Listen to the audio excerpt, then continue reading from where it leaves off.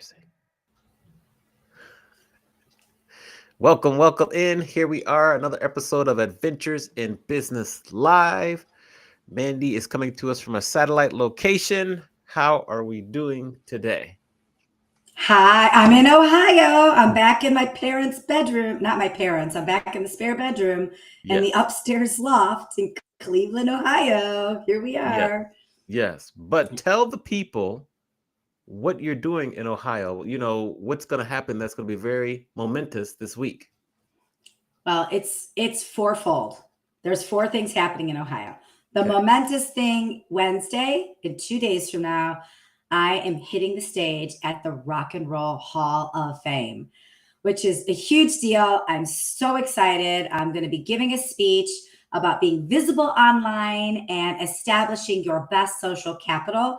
And I don't know, as a girl growing up in Ohio, being at the Rock and Roll Hall of Fame, speaking on the stage that like Taylor Swift and Ben Folds and John Bon Jovi have been on, it's an honor and a dream come true. So I'm very I, excited about that. I echo that sentiment. We'll give you one of these. Hold on.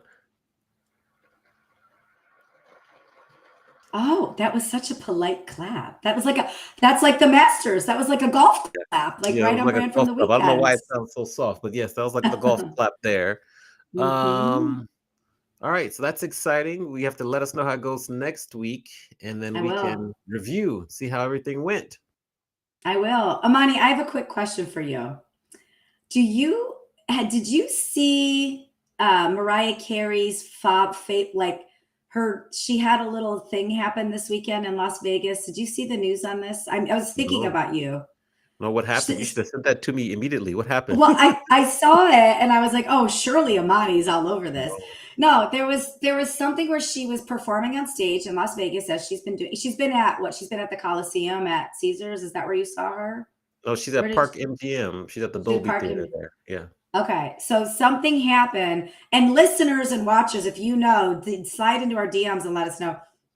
Something went awry in her performance that seemed out of turn or out of style for her. So I thought you might have had the tea on that. You're such a Mariah Carey fan. But I will do some research and figure out what happened.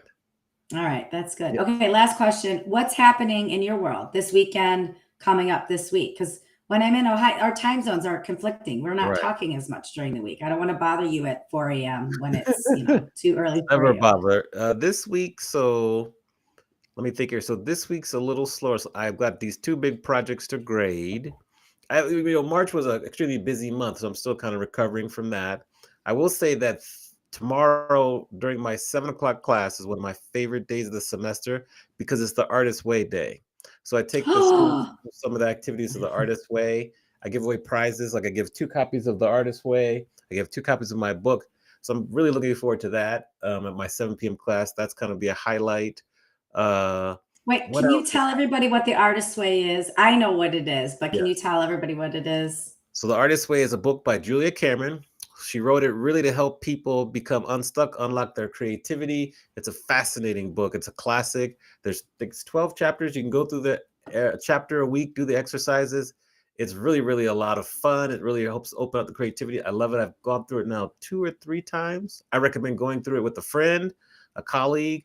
And so I'm just trying to emphasize to the students to remember some of the things they love now and they have loved as a child as they go out into the working world, because most of these students are graduating in a month. So I just want them not to forget some things they love as they continue to kind of get with the grind of working a 9 to 5. I love that. The first time I read The Artist's Way, I saw a psychic and he told me, go buy Julia Cameron's book, The Artist's Way. I had never heard of it. Wow. And I bought the workbook and I went through it. This was when it first came out, 20 years ago, however long ago it was.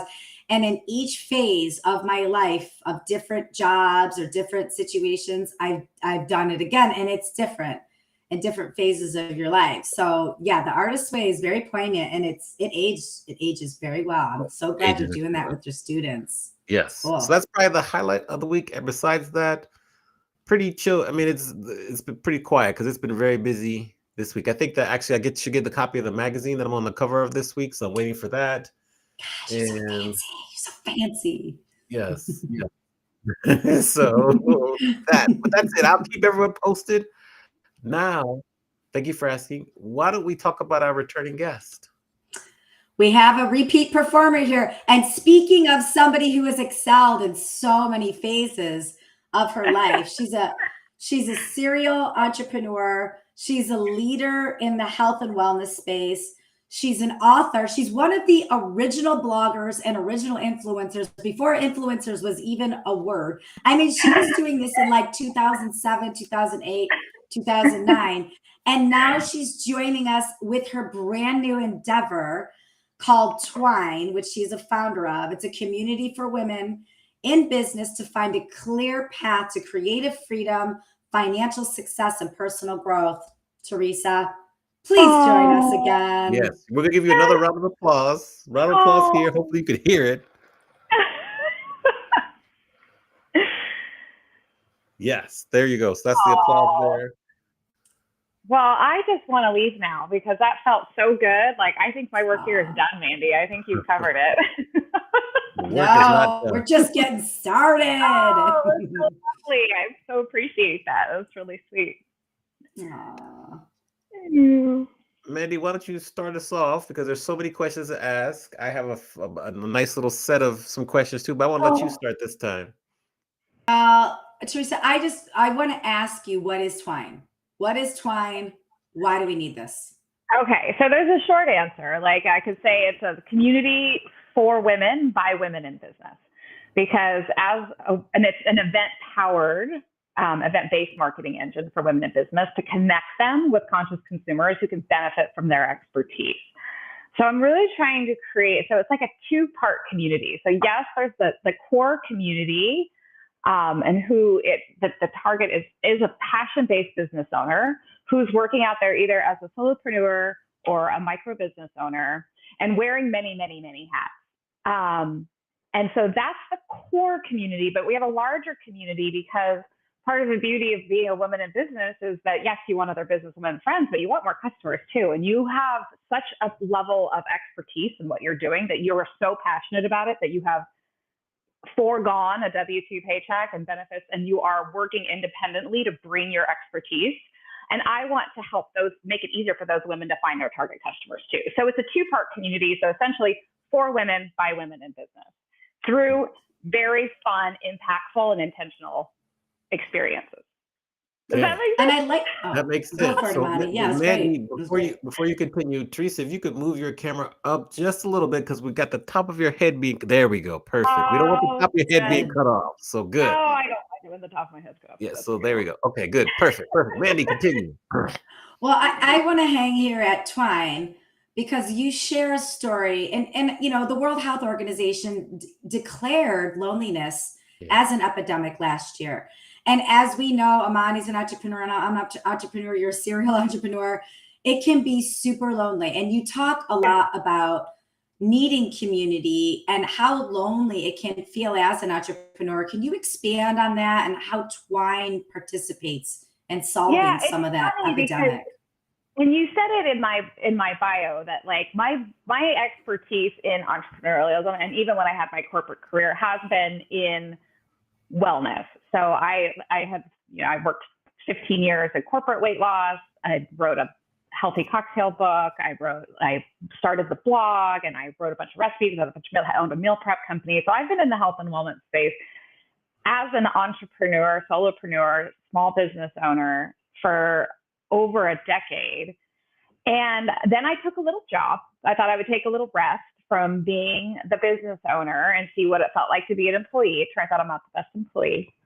And then I don't have that job anymore. And I was like, well, I want to go back into, I'm going to build something else. I just assumed I'd get back into health and wellness. Like, oh, I have the space. I could write a cookbook now. I could take the Clean and Colorful Kitchen and turn it into an online program. Like, there's a lot of things. But it wasn't really what was calling me. And what was calling me is that if I think back on the two businesses that I created and managed, and they were both profitable and they were both impactful, but neither one of them is with me today, and neither one of them is in operation today. And that kind of just is rooted in the pains of a solopreneur and a small business owner, is that I loved what I was doing. I loved my customers. But I ended up feeling really disconnected. And when my business sort of stalled in both spaces, whether they were both in the same industry, but very different businesses, they stalled, and I didn't have a space to go to. I didn't have my own board of directors. I didn't have my own marketing team. I didn't have my own, my HR. I didn't have that built-in support that you have. I didn't have a boss to go to. Like, oh, I'm struggling with this situation. Can you help me work me through this? So I just, I just abandoned both businesses. I mean, they went on, like the blog I did actually sell, and then I did sell parts of the kitchen. So there is little like remnants of it. But at the end of the day, both of those businesses were important. They did matter. They were making a difference, and neither one of them exists today. And that's because me as the business owner was burnt out and a little disillusioned on how to move forward. So it seemed easier to not.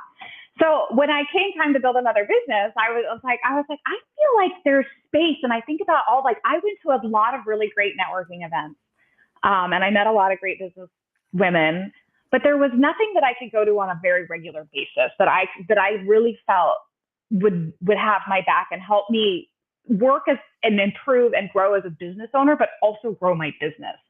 So I thought, why don't I try to fill that space? So that I think I said something where I was just calling it kind of like a third space for a business owner. Because as a business owner, you have your business, and then you have, your family. And then where's another area that you can go to that will provide the support that you need, so you're not always draining your family? Because when you're the boss, you can't drain your employee. So where could you be refueled so that you sort of had a little bit more balance in your life? And that's what I'm trying. And how could we help these women who have these incredible businesses that are so can make such a big difference in people's lives if we could just help more people find them easier. And so that's really what I'm trying to do with Twine, is to do it in real life, because we live in this other thing that came very clear to me is that, we live in this world where you can do this all day and you can feel semi-connected through social media. You can order your groceries, they'll drop it off at the door. You don't even have to see the person. You can, Google Maps will tell you how to get anywhere you need to go. You could easily go a week without actually engaging with another person if you didn't want to.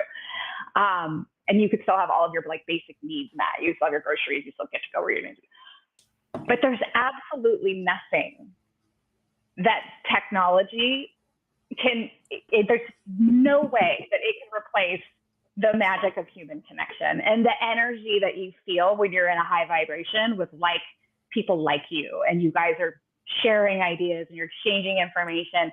And that's a physical energy, that's a vibration that can't be transferred through technology. And so that's why I feel really passionate about, yes, there'll be an online component to Twine because it's convenient, but the core of my mission is to bring women together in real life so that we get that energy and that buzz, so that when you leave an event, you're fired up, and then and it lasts just long enough to the next event. So you can keep the kindling in that fire and keep it burning, so that you don't just have this boost of motivation because you went to this great quarterly event and now there's no way to follow up with those women, or there's no way to meet those customers again. But we'll just have this sort of regular, slow burning fire so that people stay motivated and connected.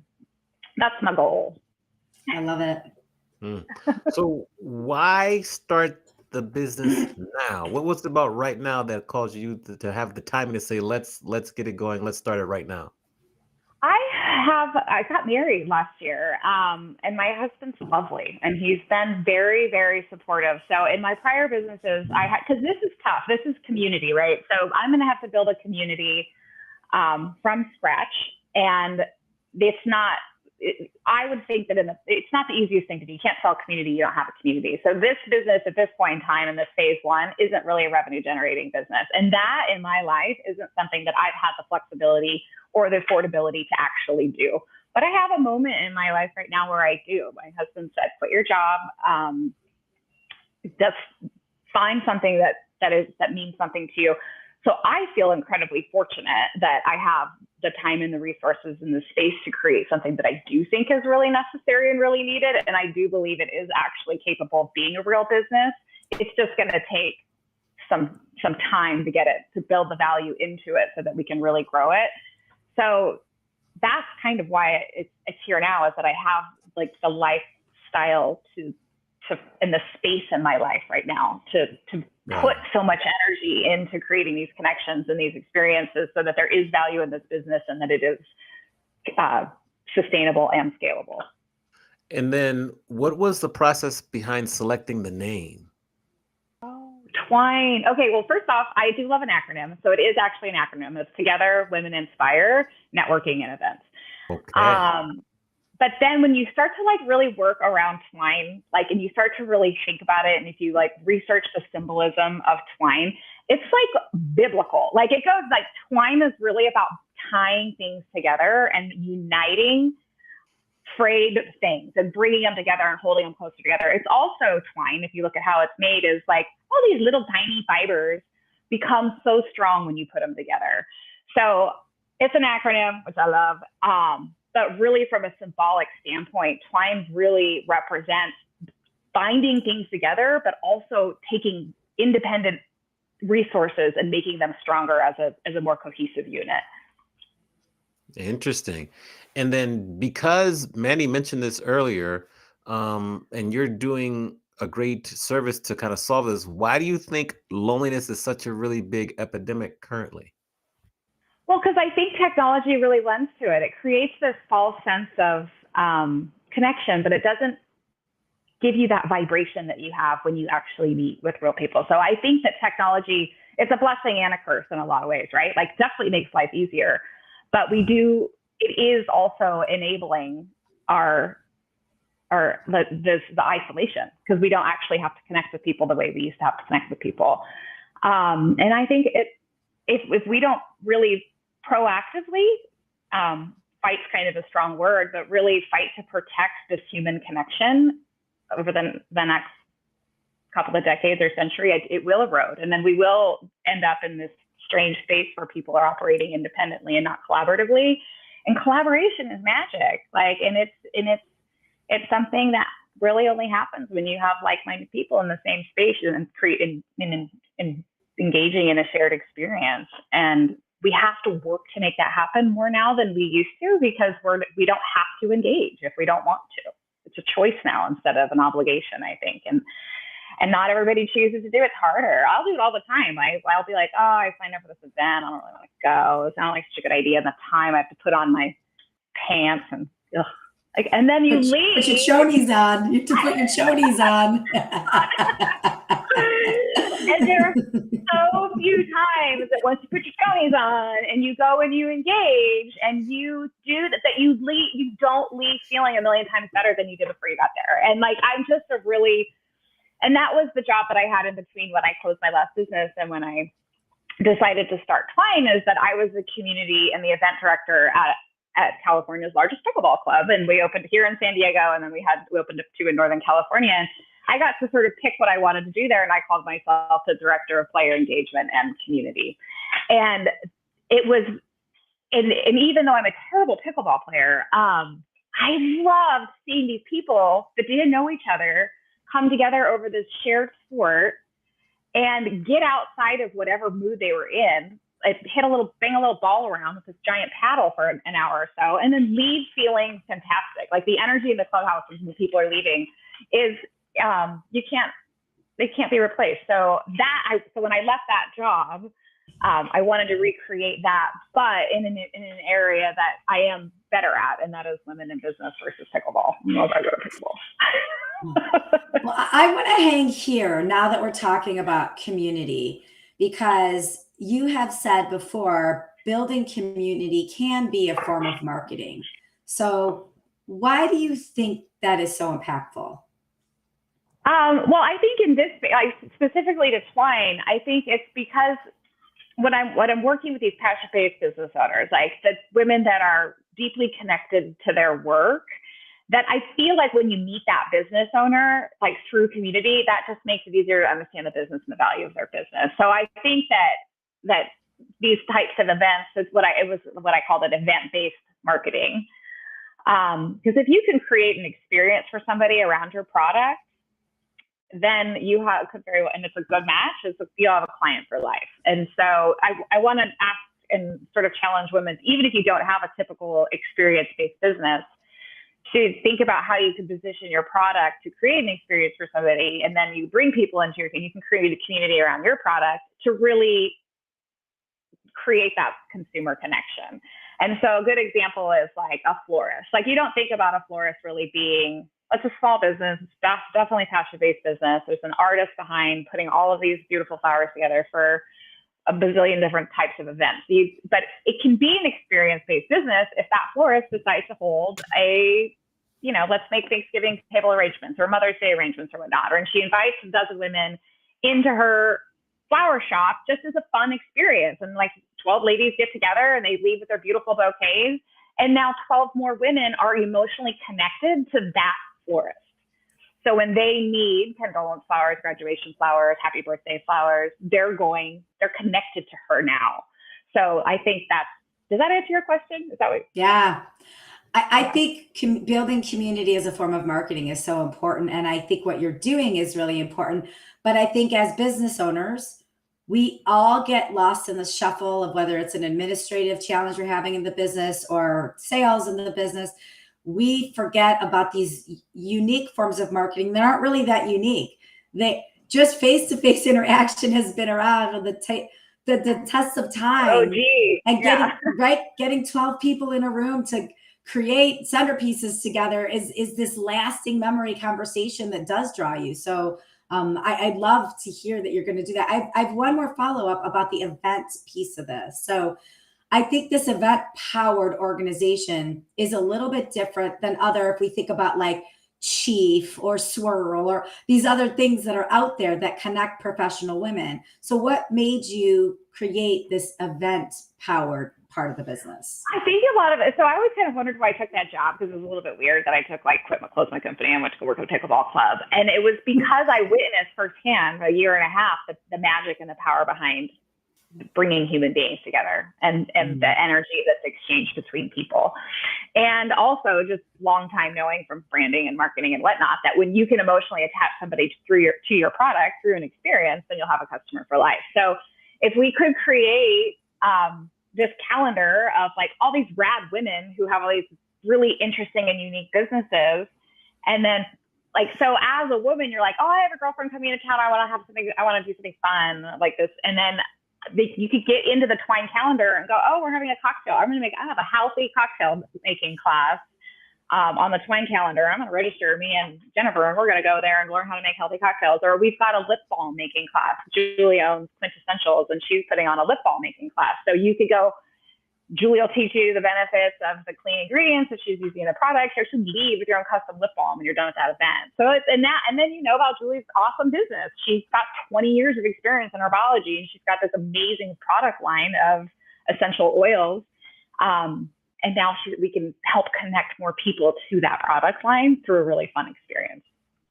I think it's fun. I like putting people together. I love putting people in the same room, and I love telling stories, and I love laughing, and I love just the information and the energy exchange of bringing people together. And I like challenging women to look at their businesses a little bit differently too. Like, how can you transform your business into an event so that you can have that emotional connection with your client before they're even your client? So that's what we're working on. It's awesome. Interesting. Now, how do you plan on balancing the mobile app aspect with the in-person events? How are you going to find a healthy balance? Well, we'll see how it evolves too. So I wish I had a crystal ball and I knew how this was going to evolve and where people were going to find the most value. And to be honest, I didn't anticipate having a very robust online portal. I really did plan on just having sort of an event calendar that people could register for and sign up for subscriptions through. I ended up finding a platform that I think is pretty rad, and it is for online communities. So it has just it's like a private Facebook essentially. So you can join the community, and I can have these different levels of conversations that people can still get the benefit of being connected through technology, because we all know it's very easy to do. But it should be the tool that then makes it also easier to engage in real life.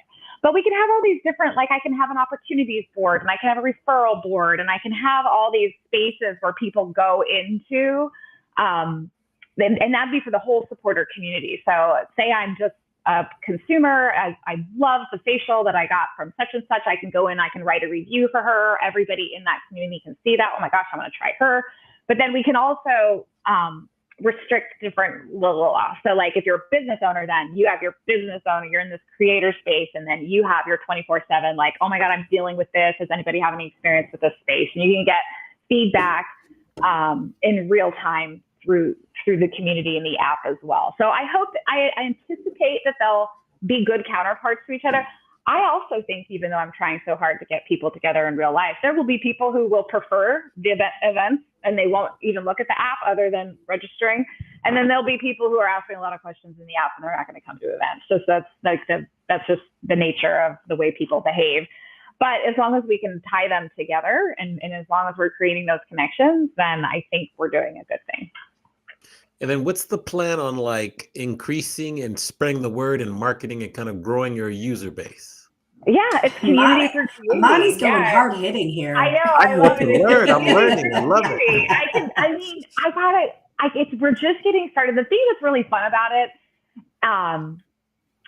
is that women like women, and they like hearing about businesses. So I'm very much just getting started. Our first event is coming up this week. Like the community, I just opened the community. There's like a couple dozen women in there. Like it's brand new and I'm still working through a lot of my messaging and whatnot. But what's really fun is when I start telling somebody part of it, somebody will stop and listen and ask about it, right? Because there's like, well, and there are a bazillion women in the business things you can join. But I think there is something unique about Twine because we are really pulling together women in general, but also connecting them to really rad women-owned businesses.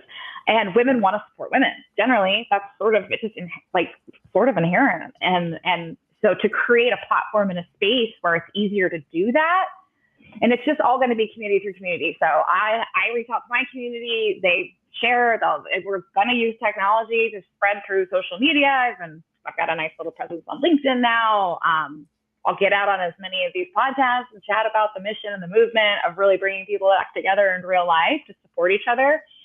The messaging is just really collaboration over competition. Like it's just all this really good vibe. So we're just going to it's just going to take time. I mean, maybe I buy ads. I don't know. Maybe it just spreads because it's so rad. People want to invite their friends.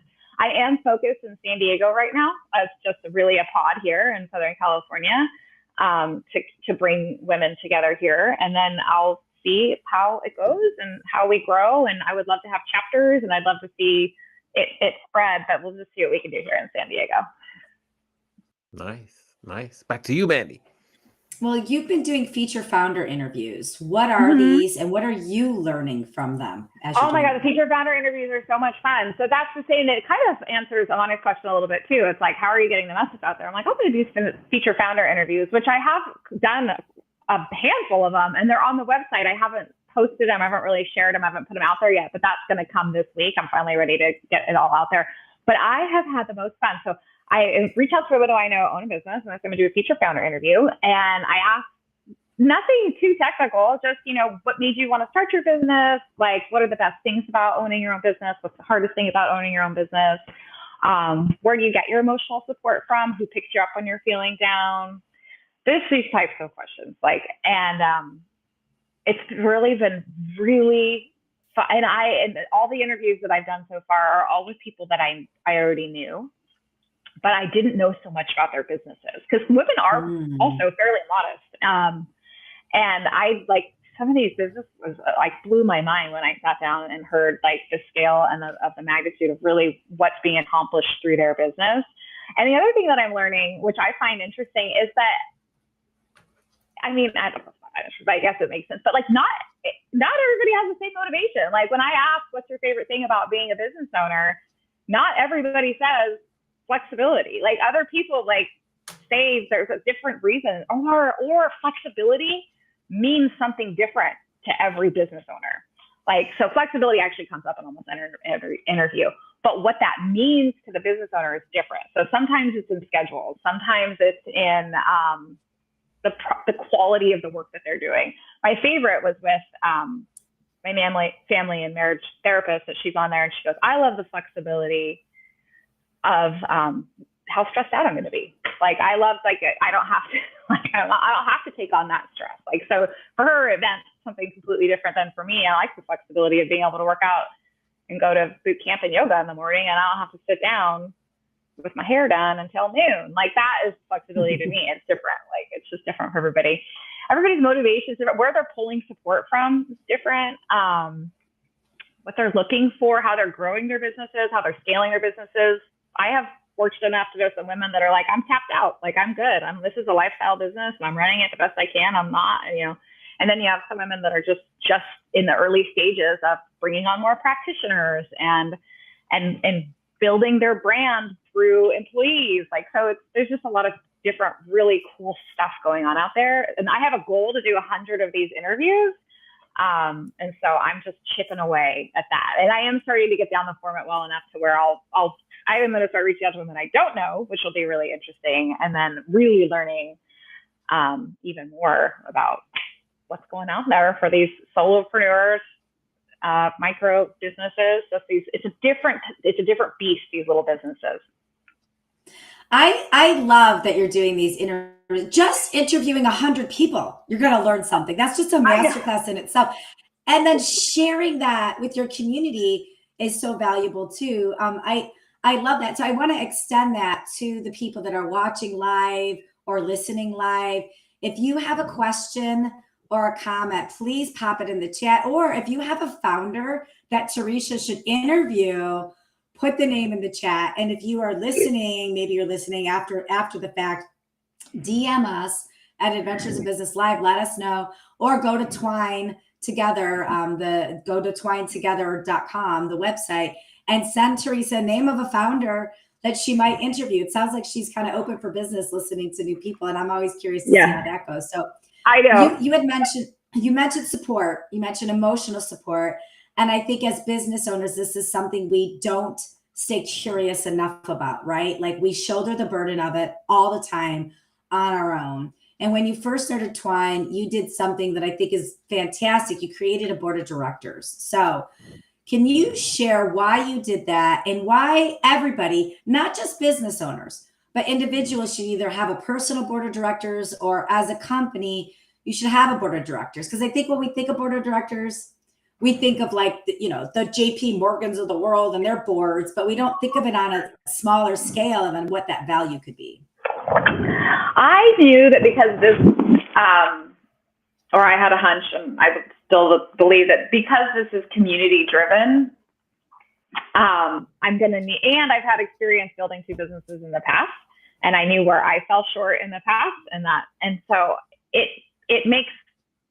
it feels almost essential. Like, I can't build a community of the most impactful and inspiring and dynamic and women by myself. Like, that's the exact opposite of what community is. So to build this business, and it does feel weird to ask, to blatantly ask, like, will you help me with this?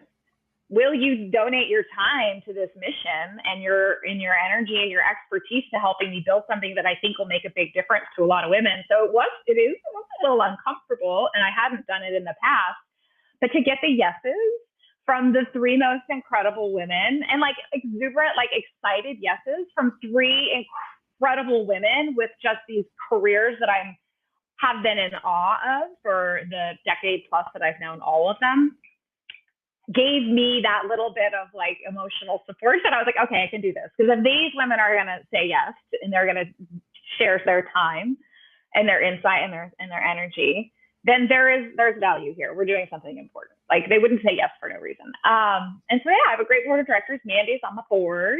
I feel very, very fortunate, because also, like, there's so many reasons, but also because one of the visions is retreats and conferences and getting people out of their offices and together in other areas. And nobody knows more about that than Mandy. And then I have Liberty, who's I've known forever. She's a huge background in franchising. And she's here in San Diego. And then my friend Kelly, who is a branding superstar. She's behind the Loud Blonde brand, and had actually helped me with the kitchen quite a bit in the early days of the kitchen too, defining what that brand was going to look like. So she's just a wealth of expertise. So I feel really supported, and I feel, and I, it's like, it's tough to build things alone. and I didn't want to do that again. So I asked for help. I'm glad you asked. We don't ask for help enough. I'm glad you asked. And then I'm glad that when you do get everybody together, you'll take action on it. And you know that you're going to get feedback that's good, bad, or ugly, but you'll take action on it. I think that's really, really important. I think it's a lesson for all of us to accept feedback as a gift and to ask for help. Ask for help. Yeah, I've tried a lot of times to assume, and I even have done it a little bit here with this business, like assuming that, oh, I know the problem and I have the answer and I'll just do that. Like, and it's just not the way this company is going to grow. Like, because the value proposition is just a little bit different than a healthy recipe or, you know, a ready to go lunch. Like it's a little bit different. So I'm trying, me as a founder, to be a little bit more flexible with this offering and really learning from the community as we build it, like where the value will be and how they want to engage with it and how it yields the largest benefit for everybody. Which is that's not the way I've operated in the past. I've been very like, this is what I'm doing and this is how we're going to do it. And so this is more like, well, I'm going to get these women together and see what happens. But I know that magic happens when you get amazing women together. So I'm very excited to watch the magic unfold. Interesting. So I'm curious, like, what have maybe been the 2 or 3 most common lessons you've learned from your previous work that you've applied to starting this venture? Yeah, well, it kind of goes right on with what Andy just said, is that I suffer terribly from the I can do everything better than you. So I have a really hard time asking for help. I have a really hard time hiring other experts. I have a really hard time just because I feel like I have to learn everything the hard way. It's just part of my tedious personality, but I'm hoping now that, 25 years of being in business, that I have learned to set back, and just be more flexible with what this business is going to look like and how it's going to work, and asking for help and, just sort of lowering my expectations and remembering that patience and consistency pay off in the end in all spaces. So I just need to focus on being more patient and more consistent, because I have to continue to stay focused and believing that this is going to matter and it's going to make a difference to a lot of women, and it's going to help, hopefully and ideally, fuel them with the energy to run their businesses until they're ready to exit because they want to, not because they have to. And that's important work. And just staying really focused on the value of what we're doing versus the end result of how it's shaped. Because I'm just a numbers person, and I'm just like, oh, well, I wanted to have, this many clients by this time, and I don't, so it must not be working. And now I'm going to quit. Mm-hmm. And so, and not doing that this time, and staying focused on the value that we're delivering through the experiences that we're creating, and listening to feedback and reacting intentionally, so that we can drive the biggest impact. All right. We have a question from Kelly, who's watching us. She says, what advice do you have for young women just getting started in their career? Oh, I love that question. I think it kind of goes to, burnout is a thing. Like, it's really easy to get burnout and disillusioned. So you have so much power in if you're working in your strengths and you're working in a space that you feel like it really matters, that strength is magnified. So if you're just getting started in your career, and it might sound Pollyanna positive, and it is sort of the way I operate, but you just find something that you love and that you understand the value of what you're delivering through it, because then you can stay in it for the long haul. Another thing I've always thought about with my jobs and in the past and my companies and whatnot is, like, I always look at things like in a triangle. So, and how you're like, how they balance out. So like, what you're doing either has to be really important and you feel really good about the mission behind what you're doing. It should be really fun, bring you a lot of joy, or it should pay really well. And if you're not hitting one of those categories, and some people will argue with me that the pay doesn't even matter. Like, you can be paid millions of dollars, but if you hate what you're doing, it's soul sucking. It's actually not worth the money. I've continued to work so much in the joy space and the value space that I haven't really been on the high pay side of what it feels like to earn $500,000 and be miserable. Because I've always been so purpose driven in what I've done. But I'd say always look at those things, because it's tough to get them all. It's not impossible, but it is tough to be paid $500,000 to be doing something that's really important, really matters, and it's really fun. But make sure that some of those needs are being met. But most importantly, that you are in alignment as a human. Like, understand what you need out of your job, out of your career, your third space, what you're doing with that energy in a professional setting, understanding yourself and aligning that with the job for the long haul. I don't know if that answered the question. Sort of a lot of information. Great answer. Yeah. So now we get round two for you. When I say round two, is that previously when you were a guest, you got to ask both Mandy and myself a question. So now you get round two where you can ask us both different questions, and nothing is off limits. So who do you want to ask the first question to, and what is said question? Okay, I actually did think about this, because I know how in the biz you both are, and so here I am trying to build this. I'm sensitive to the word networking, because I feel like the word networking has this like I'm in a business card, like slicked hair, like shiny shoes, like it just has this vibe but it's also an important part of building community, right? It's making connections. So I'll ask Mandy first. It's going to be like two ends of the same kind of question. But Mandy, tell me about your worst networking experience, and what made it the worst? Was it in the environment? Was it whatever? Just tell me about it. Tell me whatever you want to tell me about. The craziest networking.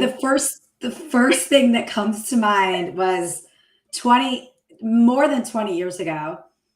And, in my early 20s when I networked, which we all did, we drank too much. We said things we didn't mean. We said things we didn't know we said. Years later, people were like, remember that time I saw you at the Aerospace Museum? I'm like, I have no memory of that. So I would say this was a network event I was at, and I probably had more drinks than I should have. And I was eating sushi with chopsticks, and a guy approached me, and he was eating sushi with his hands. That should have been my first red flag. And he introduced himself. We started chit-chatting, and I was a little tipsy. I'm like, oh, he's kind of cute. And we're flirting back and forth, and he invited me on a date. And so a week later, I said yes to the date, and he was going to pick me up for the date. And then I decided that day I didn't want to go. I was 25 years old. I'm like, I don't. I'd rather go out with my girlfriends. I didn't say that, but I just decided I didn't want to go. And so I called him, because we had voice message machines. I didn't text him. There's no texting. And I left a voice message answering machine message for him saying, hey, thank you so much. I don't want to go on the date. But let's try again some other time. This guy called me 17 times over and over and over again. And each message got scarier and scarier and scarier. And he swore at me. He said nobody cancels a date on him. He said he was going to punish me, all this stuff. I was so scared that I talked my landlord, which was the only father figure I had in San Diego at the time, because I was 3,000 miles away from home. My landlord had me call the police, and the police put a tap on my phone, and the police said, when he calls back, you have to say these exact words. You have to say, name, I'm not going to say his name. Name, you are scaring me. Please do not call me again. And I said those exact words, and he kept swearing and swearing and swearing at me, and I hung up on him. Then the police called him and then said, if you call her again, your business will be in jeopardy. And that made him stop, which was great. But then years later, I was at a trade show, and I was standing in the booth, and he stood outside the booth staring at me. As people were walking, he didn't approach me. He didn't talk to me. He just stared at me. And I was like, this is the worst. The best lesson in networking: do not drink too much. Do not flirt. Be professional. Do not go on dates. And that was like such a lesson. That was the worst networking thing I'd ever done in my life. It was a bad experience. Yeah, stalkers. I had a stalker. Yeah. Okay. Sorry about that. That definitely goes with the cringy networking. Never say yes to a guy that eats sushi with his hands. Is probably the biggest lesson of them all. Jeez, from years ago too. Okay, well, the other side of that coin then, and I say that one for money, is of all of the events that you've been to, and you're looking at, building your community, what is the best experience that you have had, and how did that come to be? What was the type of event? What was the contact that you made, or the contacts that you made, or what was really the best networking event you've been to? So I have a couple I'll kind of combine. Like, I think first they had name tags there, which you take for granted nowadays, but don't take that for granted because some network events don't have name tags, and that just kind of baffles me. Then they had this really cool activity where it was like a people scavenger hunt, where they gave you like this little list and you try to find the different people, like find someone who's like a Cleveland Browns fan, or find someone who's lived in like New York City. And so it kind of forces you, because there's prizes to earn once you do that, and there's different like little Easter eggs and stuff. And so this was fun. And then they had like they had alcohol there, but they really were focused on like mocktails. So it was like non-alcoholic drinks or whatever. They had good food there, like enough food that you weren't gonna eat a full meal, but it didn't overshadow the event. And then it was just fun. Like the people that were there connected everyone. Like I said, oh, this is what you're looking for. I know you should meet this person, or oh, you're from the East Coast. This person's from the East Coast. So they connected people and made it really easy to talk and network. And it was fun. And we were like playing games and stuff. So it was less about like the act of networking. You were just kind of playing games with some new friends or whatever. And so, I love that. Yeah, that's kind of what comes to mind for my favorite networking event.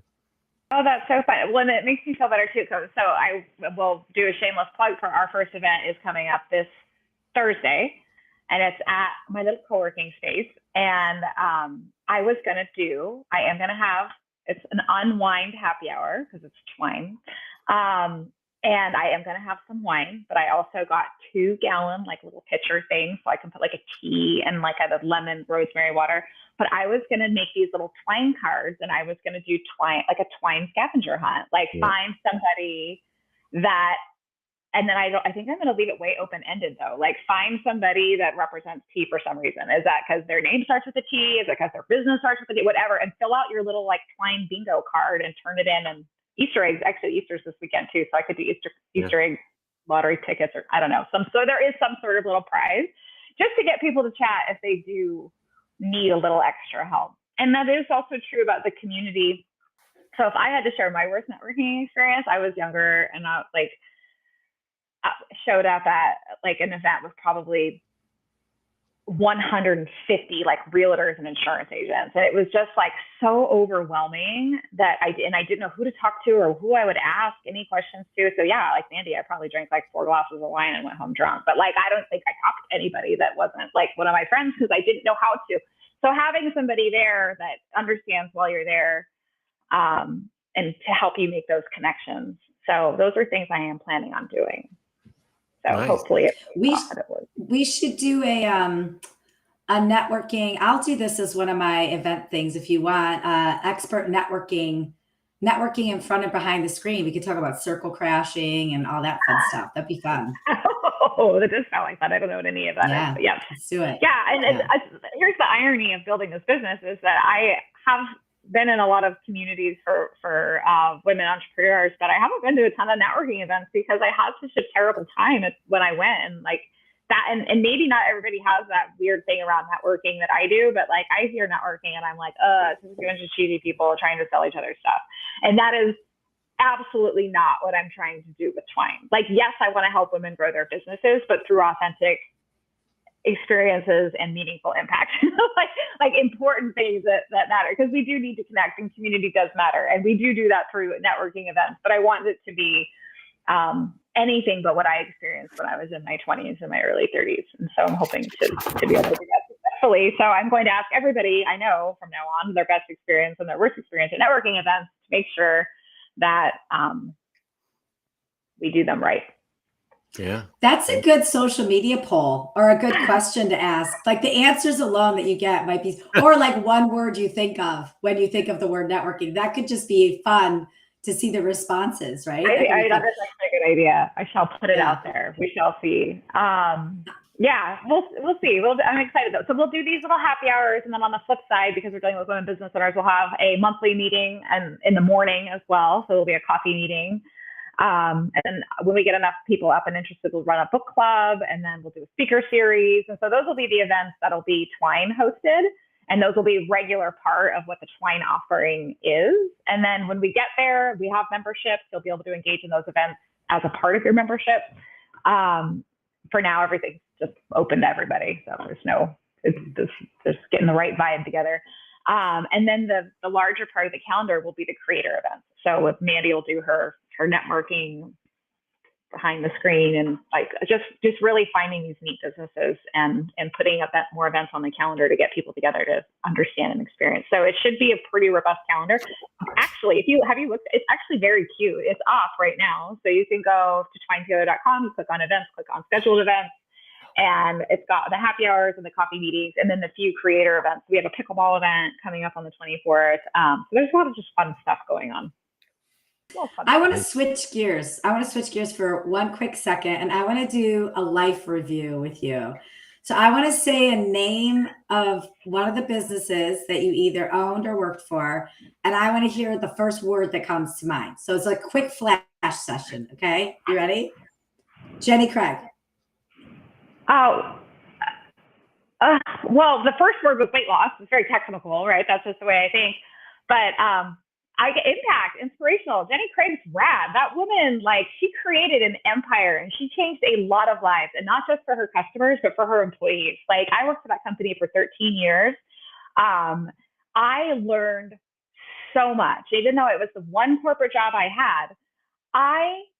To this day, my operations brain came from what I learned there. My training hat came from what I learned there. My sales hat came from what I learned there. Like, I learned so much working for Jenny Craig, and I met so many amazing women. And I spent the last 6 years of my career there as a business consultant to the franchisees. So I got a lot of my business, like my small business management came from there too. Like, unfortunately, that brand went under in a very dark and dirty way, which is a bit of a bummer, but it went down, I think, about 10 years after I left. But what it did during its heyday is remarkable. And she sold it for like $138 million, retained 20% equity in it, and then turned around and sold it again for $600 million. So she not only she did it. She did all three things. She had a lot of fun, make a big impact, she made a ton of money. So I think Jenny Craig is massive, massive inspiration if you look at that story. I love that. That's a great quick hit. Okay, Skinny Teeny book, your first book. Oh, Skinny Teeny. That is the very first ever low-calorie cocktail book that was ever published. I beat Bethany to Amazon. I was on there first. Unfortunately, I didn't exit for $115 million like she did with Skinny Girl Margarita. I think Skinny Girl was her brand. But I beat her there. It was the first one. So it was the first low-calorie cocktail book, which is also, I'm in my Twine event calendar as a creator too. But my expertise is in healthy recipes, whether it be food, smoothies, or cocktails. And so the first one I'm hosting, and I'm actually hosting it with Nat Susi, who, do you know Natalie? She owned we met because when I was peddling Skinny Teeny books, she was peddling Bear Mixers, which was an all-natural organic cocktail mixer. So we used to do these ridiculous videos back together. We used to film them with this big camera. Like, it's so silly. And so we did one 10 years ago. So when I put this event on the calendar, I asked her to co-host it with me. So we're going to host that on, here's Mr. Belvedere. He's a very big part of my life too. We're going to host that together on May 7th. So it's a Mother's Day skinny cocktail class, which should be hilarious. So that's my skinny story. The band's back together. Okay, Clean and Colorful Kitchen. Clean and Colorful, that comes like that to me is work. I hear that name and I get tired. Like, it was so much work.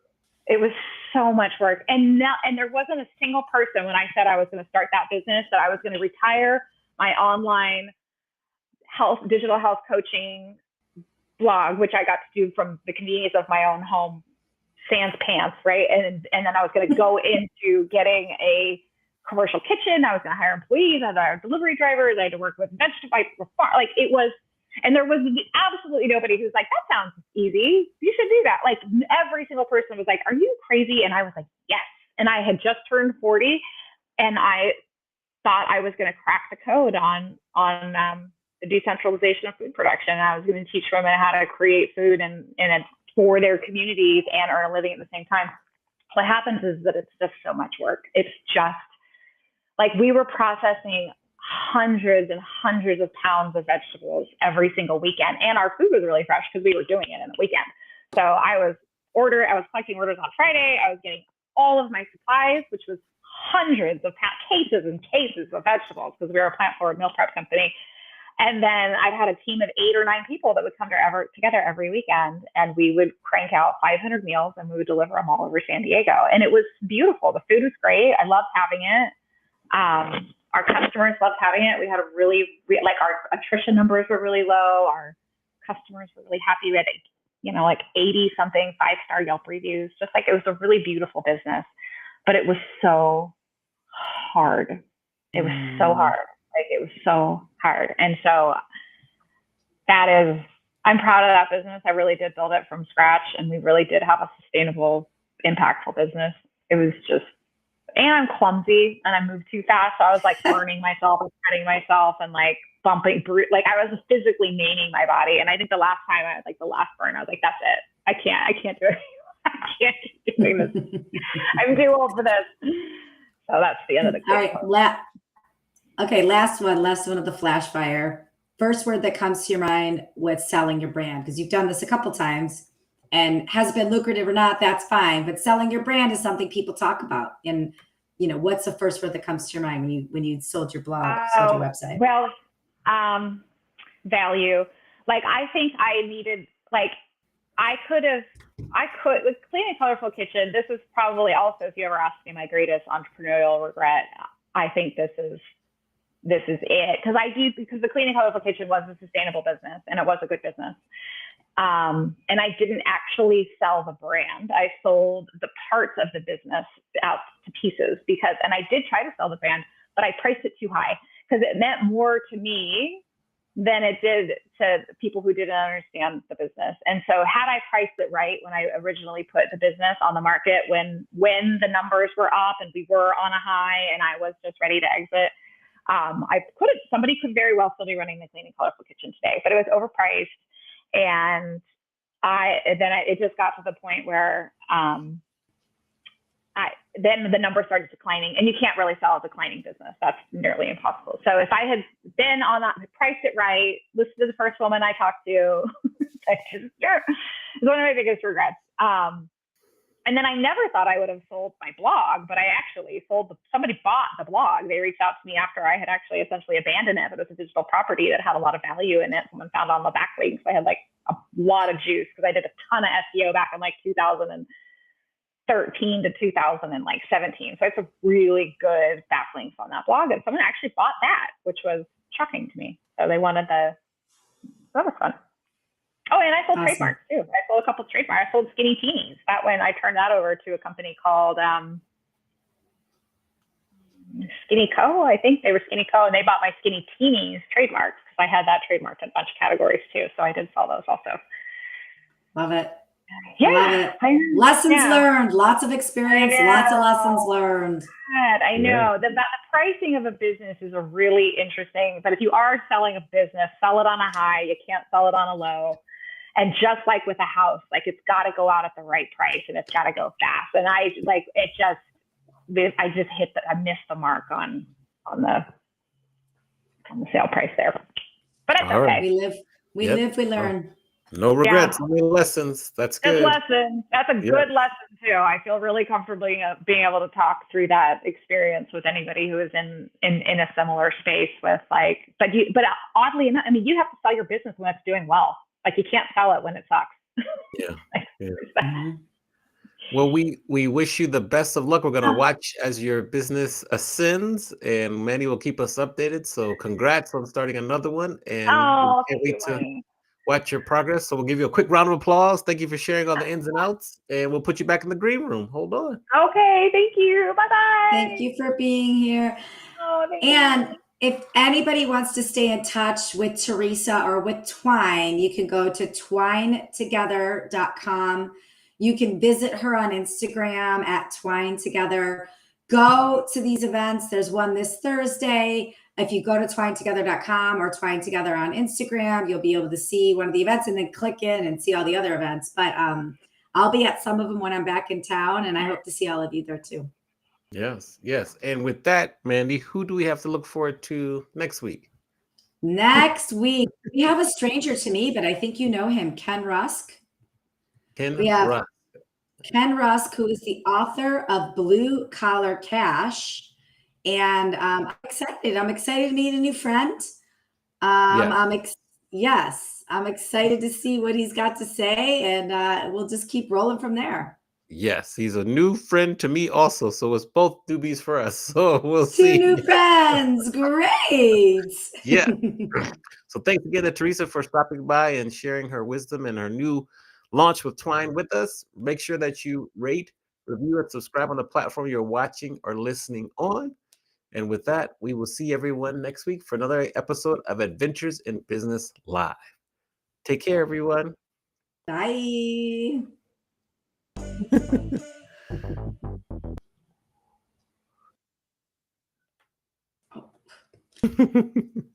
Sure.